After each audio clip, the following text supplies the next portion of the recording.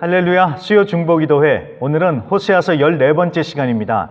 하나님을 대적하는 어리석음이라는 제목으로 오늘 말씀 보겠습니다. 호세아서 13장을 읽겠습니다. 에브라임이 말을 하면 사람들이 떨었도다. 그가 이스라엘 중에서 자기를 높이더니 바알로 말미암아 범죄함으로 망하였거늘 이제도 그들은 더욱 범죄하여 그 은으로 자기를 위하여 우상을 부어 만들되 자기의 정교함을 따라 우상을 만들었으며 그것은 다 은장색이 만든 것이거늘 그들은 그것에 대하여 말하기를 제사를 드리는 자는 송아지와 입을 맞출 것이라 하도다. 이러므로 그들은 아침 구름 같으며 쉬 사라지는 이슬 같으며 타작마당에서 광풍에 날리는 쭉정이 같으며 굴뚝에서 나가는 연기 같으리라. 그러나 애굽 땅에 있을 때부터 나는 내 하나님 여호와라. 나밖에 네가 다른 신을 알지 말 것이라. 나 외에는 구원자가 없느니라. 내가 광야 마른 땅에서 너를 알았거늘 그들이 먹여준 대로 배가 불렀고 배가 부르니 그들의 마음이 교만하여 이로 말미암아 나를 잊었느니라. 그러므로 내가 그들에게 사자 같고 길가에서 기다리는 표범 같으니라. 내가 새끼 잃은 곰같이 그들을 만나 그의 영통 거풀을 찢고 거기서 암사자같이 그들을 삼키리라. 들짐승이 그들을 찢으리라. 이스라엘아, 내가 패망하였나니 이는 너를 도와주는 나를 대적함이니라. 전에 내가 이르기를 내게 왕과 지도자들을 주소서 하였느니라. 내 모든 성읍에서 너를 구원할 자, 곧 내 왕이 이제 어디 있으며 내 재판장들이 어디 있느냐. 내가 분노함으로 내게 왕을 주고 진노함으로 패하였노라. 에브라임의 불의가 봉함되었고 그 죄가 저장되었나니 해산하는 여인의 어려움이 그에게 임하리라. 그는 지혜 없는 자식이로다. 해산할 때가 되어도 그가 나오지 못하느니라. 내가 그들을 스올의 곤세에서 속량하며 사망에서 구속하리니 사망아, 내 재앙이 어디 있느냐. 스올아, 내 멸망이 어디 있느냐. 뉘우침이 내 눈앞에서 숨으리라. 그가 비록 형제 중에서 결실하나 동풍이 오리니 곧 광야에서 일어나는 여호와의 바람이라. 그의 근원이 마르며 그의 샘이 마르고 그 쌓아둔 바 모든 보배의 그릇이 약탈되리로다. 사마리아가 그들의 하나님을 배반하였으므로 형벌을 당하여 칼에 엎드려질 것이요 그 어린아이는 부서뜨려지며 아이벤 여인은 배가 갈라지리라. 이제 호세아서도 오늘과 다음 주만 보면 끝이 납니다. 이스라엘을 향한 하나님의 마음이 신실한 남편의 그리고 신실한 아버지의 비유가 되면서 아주 솔직하게 전해지고 있습니다. 자, 솔직하다는 것은 그렇게 하나님이 사랑을 주고 또 줬는데도 하나님께 등을 돌리는 이스라엘 때문에 하나님이 상처를 크게 받으시지요. 그 상처받은 하나님의 마음이 그대로 이 호세아서를 통해서 드러나고 있고, 또 한편으로는 그럼에도 불구하고 이스라엘을 놓지 못하고 끝까지 사랑하시는 그 하나님의 바보 같은 사랑, 눈먼 사랑이 이 호세아서를 통해서 여지없이 드러나고 있습니다. 정말 솔직하게 하나님의 마음이 그대로 드러나고 있는 것입니다. 자, 우리가 호세아서를 이제 보면서 절대로 잊지 말아야 하는 부분이 바로 그것입니다. 하나님은 이스라엘을 향해서 계속해서 돌아와라, 돌아와라 경고의 말씀을 주시지 않습니까? 그런데 말해도 듣지 않으니까 마침내 나라가 망하는 특단의 징계를 내리시지요. 하지만 징계를 내리신다고 해서 자, 너희들이 죄를 지었으니까 망해도 싸다, 이런 게 전혀 아니죠. 아무리 자식이 미운 집만 골라 한다 해도 자식 망하는 것을 당연하게 여기면서 좋아하는 부모는 이 세상에 아무도 없을 것입니다. 하나님도 마찬가지입니다. 그래서 하나님의 징계가 너무 세다, 하나님 무섭다라는 말을 우리가 할 수는 있지만, 물론 오늘날에는 그처럼 엄격한 하나님의 모습을 우리가 알고 정신을 바짝 차려야 할 필요성이 있습니다. 자, 그런 살벌한 하나님 우리가 보지만 그 살벌한 징계 속에서도 하나님의 사랑을 놓치지 않아야 한다는 사실입니다. 회초리로 자식을 때리지만 그 눈가에 맺힌 하나님 아버지의 눈물을 볼 수 있어야 한다는 것입니다.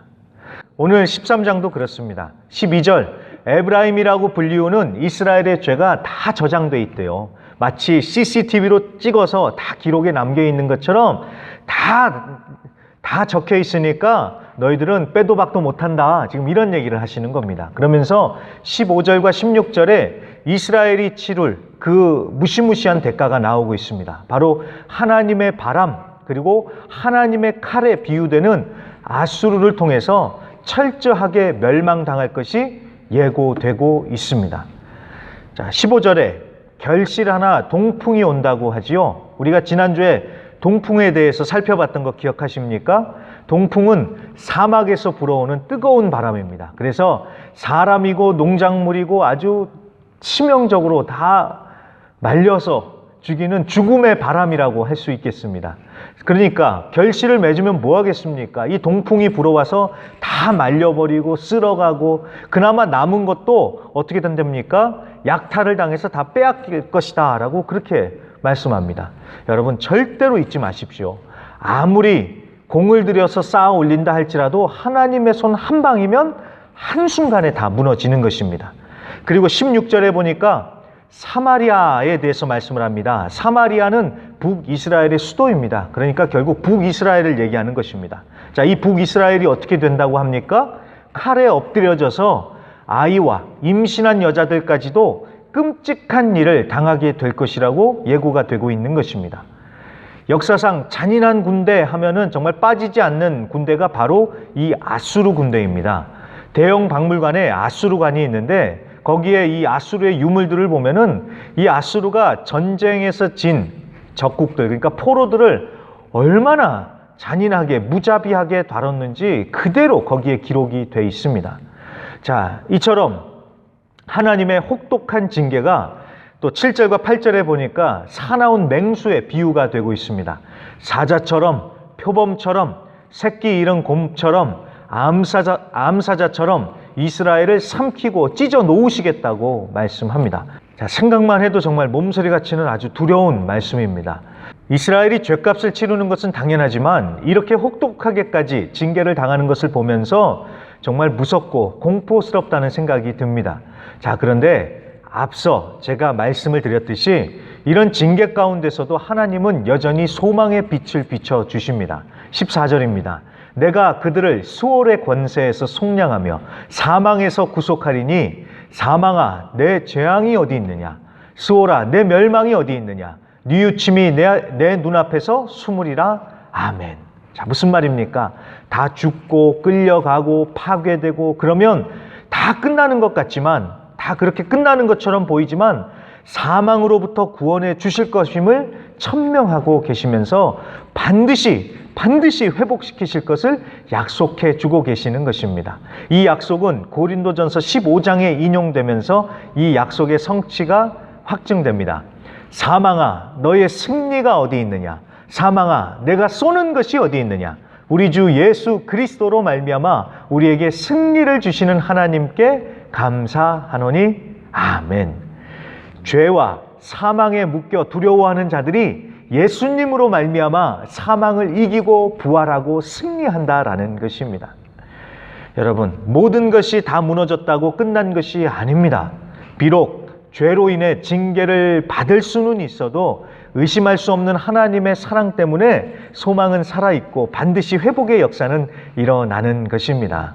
왜 나한테 하나님 이러십니까? 라면서 하나님을 원망만 할 것이 아니라 매를 드셔야 했던 그 하나님의 그 찢어지는 마음을 한번 생각해 보실 수 있기를 바라며 짙은 어둠 속에서도 끊이지 않고 비추고 있는 그 소망의 빛을 발견하실 수 있기를 간절히 부탁드립니다.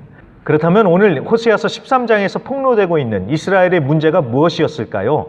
자, 먼저 1절부터 6절에는 교만이라는 단어가 부각되고 있습니다. 교만이요, 교만.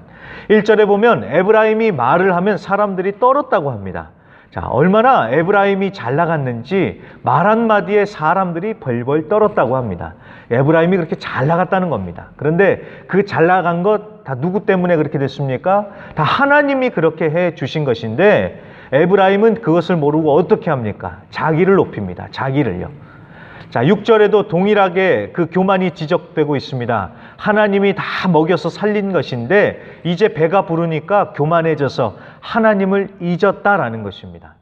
여러분, 사람이 참 악하게도 그렇습니다. 힘들고 어려울 때는 하나님을 열심히 찾으면서 예배하고 기도하고, 자, 그럴 때는 이런 생각 한 번쯤 합니다.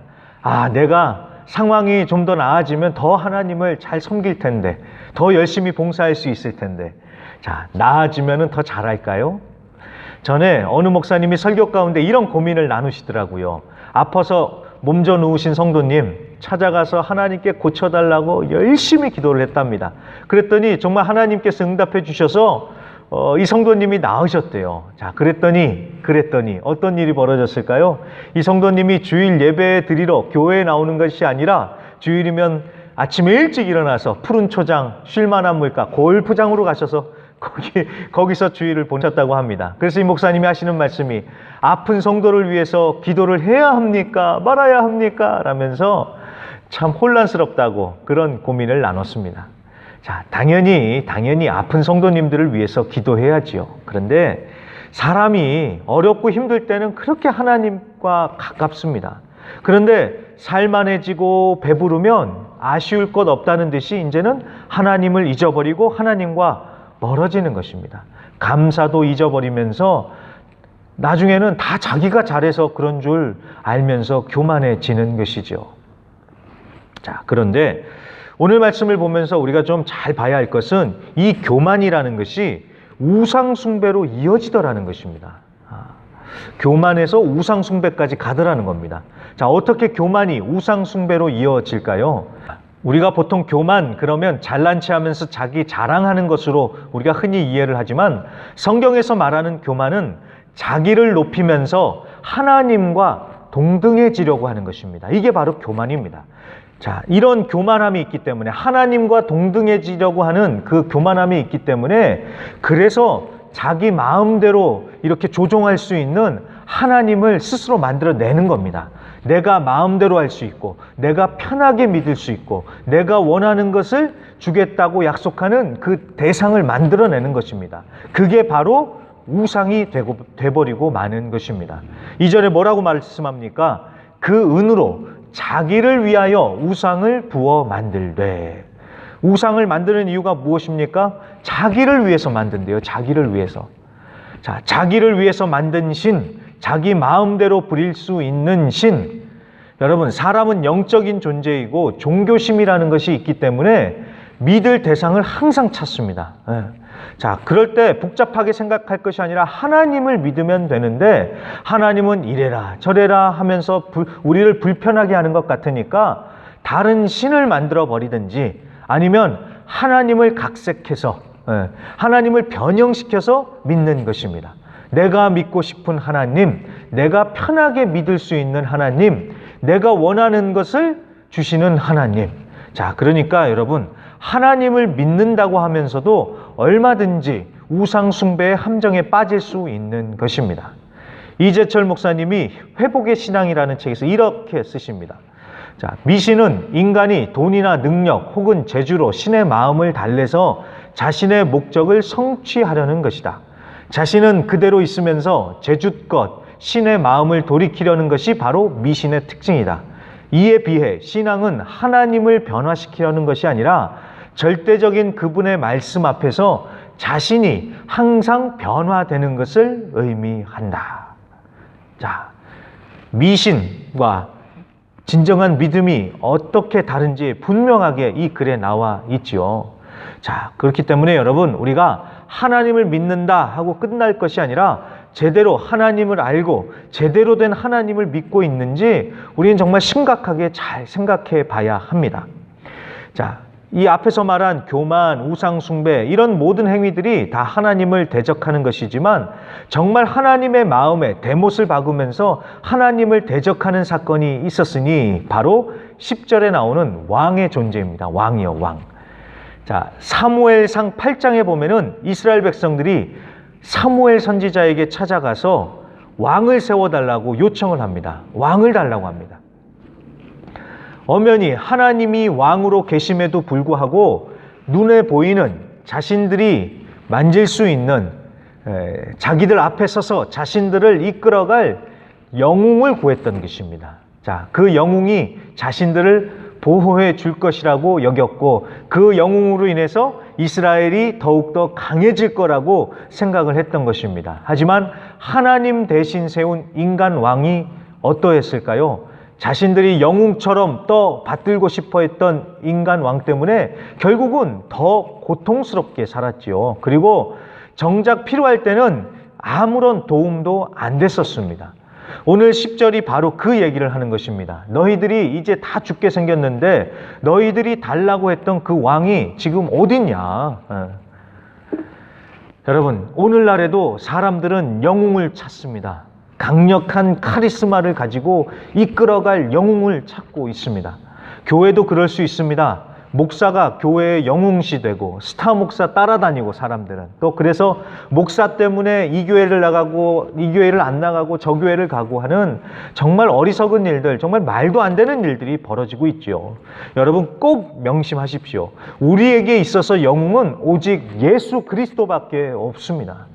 물론 세상에는 존경할 만큼 정말 훌륭한 분들도 정말 많으십니다. 그리고 하나님의 질서에 따라 존중해야 할 권위들도 있습니다. 하지만 오직 예수님만이 참된 왕이시며 구원자이시며 우리의 영웅이십니다. 헛된 사람 영웅을 구할 것이 아니라 진정한 왕이시고 영웅이신 예수님만을 구하고 예수님만을 바라보며 예수님께만 소망을 두실 수 있기를 간절히 부탁드립니다. 그러면 오늘도 다 같이 주님의 이름을 한번 크게 외치고 중보 기도의 사명을 감당하겠습니다. 주여!